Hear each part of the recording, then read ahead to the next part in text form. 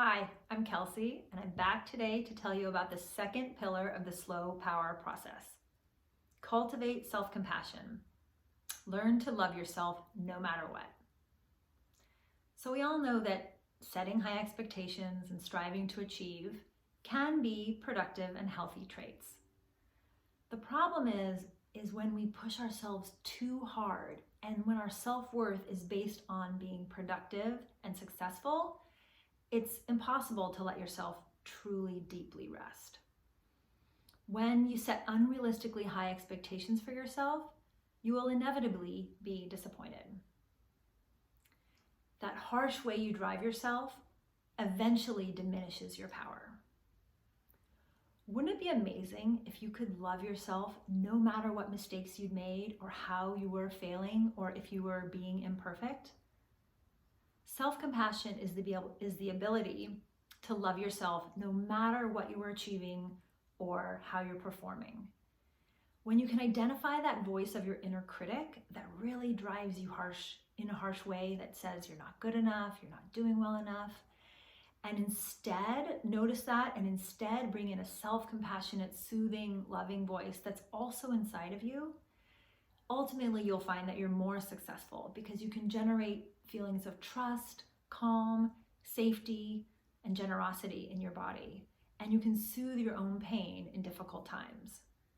That is a key to slow power. Let me tell you a little story about a client of mine named Katie. She was a superstar, always worked hard, great at her job, got a lot of external validation for performing. She was super smart. She started to have problems though when she got promoted to the level where she had to manage other people.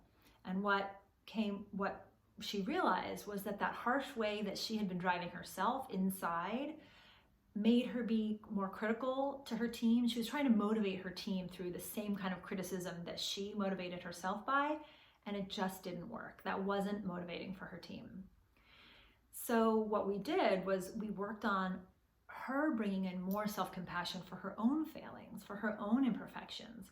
When she was able to let herself be okay with doing the 80% instead of 110% all the time, when she was able to speak more kindly to herself, then she was able to bring that same compassion to members of her team. And ultimately, as she became kinder to herself, she enjoyed her work more, she was better at it, she had more power, and was a more successful manager. So let me share a practice with you that I call taking a self-compassion break. This is from the work of Kristen Neff, who's a self-compassion researcher who I follow closely. So bring to mind something in your life that's challenging or difficult that may be causing you pain. I'll take a moment and just rest while you think of that situation, and you can pause me if you need more time.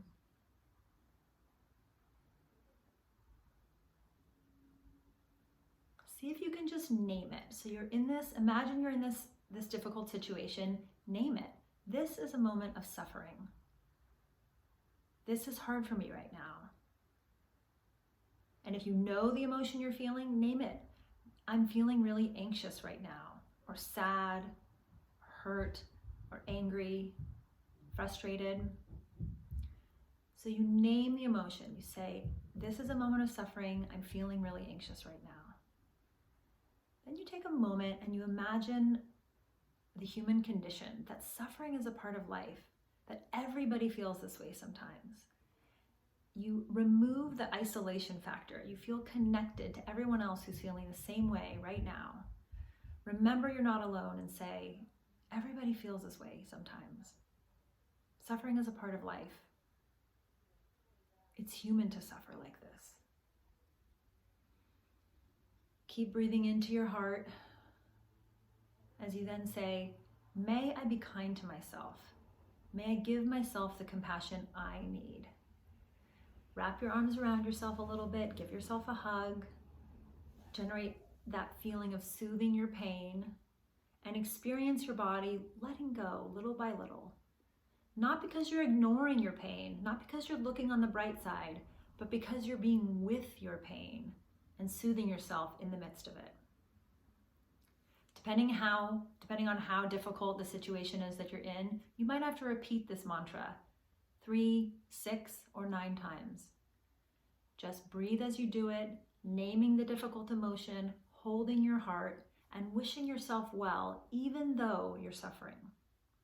This isn't to make the suffering go away, it's to soothe the pain, which ultimately makes the suffering go away.